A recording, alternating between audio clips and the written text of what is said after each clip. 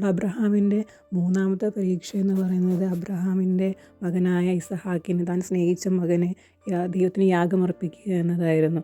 അപ്പോൾ ദൈവത്തിൻ്റെ പരീക്ഷയിൽ അബ്രഹാമിന് ദൈവം ആഗ്രഹിക്കുന്നത് തൻ്റെ മകനേക്കാൾ ഇത്രയും നാളും വിഷമിച്ചിരുന്ന കിട്ടിയ തനിക്ക് ലഭിച്ച മകനെ തന്നെക്കാൾ ദൈവത്തെക്കാൾ കൂടുതൽ സ്നേഹിക്കുന്നു എന്നാണ് ദൈവം പരീക്ഷിച്ചിരുന്നത്. അപ്പോൾ അബ്രഹാം ഒരു മടിയും കൂടാതെ തൻ്റെ മകനെ യാഗമർപ്പിക്കുവാൻ അവിടെ മോറിയാമലയിലേക്ക് കയറി ചെല്ലുകയാണ്. നമുക്കവിടെ കർത്താവിൻ്റെ ക്രൂശ് മരണത്തെ അവിടെ നമുക്ക് നിഴലായി കാണുവാൻ കഴിയും. അതായത് നമ്മൾക്ക് അവിടെ തൻ്റെ മകനെ, സ്വന്തം മകനെ യാഗമർപ്പിക്കാൻ പോയ ഒരു പിതാവിൻ്റെ സ്നേഹം, പിതാവിൻ്റെ സ്നേഹത്തേക്കാൾ ഉപരി ദൈവത്തെ സ്നേഹിച്ച അബ്രഹാമിനെ അവിടെ കാണാൻ കഴിയും. അപ്പോൾ അവിടേക്കൊരു കുഞ്ഞാടിനെ ദൈവം, അബ്രഹാമിൻ്റെ വിശ്വാസം മൂലം ദൈവം ഒരു കുഞ്ഞാടിനെ, ഇസഹാക്കിന് പകരം ഒരു കുഞ്ഞാടിനെ നൽകുവാനിടയായി. അങ്ങനെ അബ്രഹാം ആടിനെ യാഗമർപ്പിക്കുവാനിടയായി തീർന്നു. അതുപോലെ നമുക്ക് ഇയ്യോബിൻ്റെ ജീവിതത്തിലെ മൂന്നാമത്തെ പരീക്ഷയാണ് ഇയ്യോബിൻ്റെ ശരീരം മുഴുവനുമായ രോഗത്താൽ ബാധിതനായി തീർന്നു. ദൈവം അവിടെ ഇയ്യോബിനെ പരീക്ഷിക്കുന്നത് ഇയ്യോബിനേക്കാൾ കൂടുതൽ ദൈവത്തെ സ്നേഹിക്കുന്നു എന്നാണ്.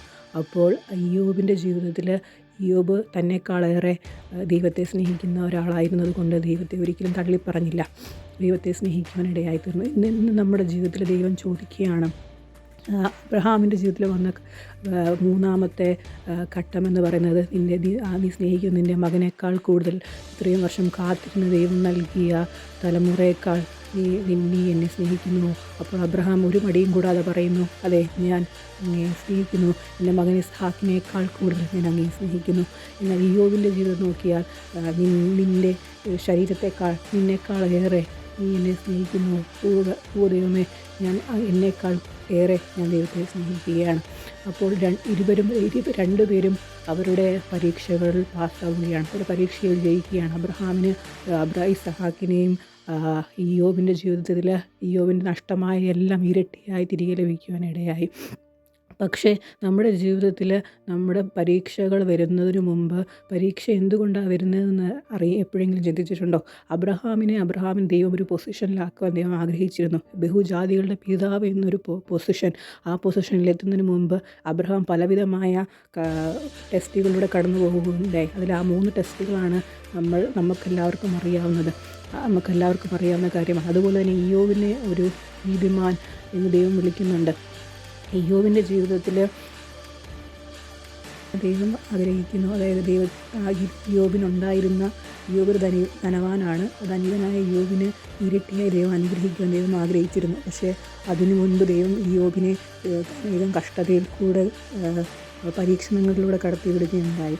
അപ്പോൾ ഇയ്യോബിന് വരാൻ പോകുന്ന അനുഗ്രഹത്തിന് അത്രയും ദൈവം അനുഗ്രഹിക്കുന്നതിന് മുമ്പ് ഇയ്യോബിൻ്റെ ജീവിതത്തിൽ വലിയൊരു പരീക്ഷണമാണ് ഉണ്ടായത്. അതുപോലെ തന്നെയാണ് അബ്രഹാമിൻ്റെ ജീവിതത്തിൽ വലിയൊരു ബഹുജാതികളുടെ പിതാവാകുവാനുള്ള അബ്രഹാമിൻ്റെ ജീവിതത്തിലും വലിയൊരു പരീക്ഷണമാണ് ഉണ്ടായത്. അപ്പോൾ നമ്മളുടെ ജീവിതത്തിലും വലിയ പരീക്ഷണങ്ങൾ ഉണ്ടാകുന്നതിൻ്റെ പുറകിൽ ദൈവം നമ്മളെ എവിടെയെങ്കിലും ഒരു സ്ഥാനത്ത് ആക്കി വെക്കുവാൻ ആഗ്രഹിക്കുന്നു.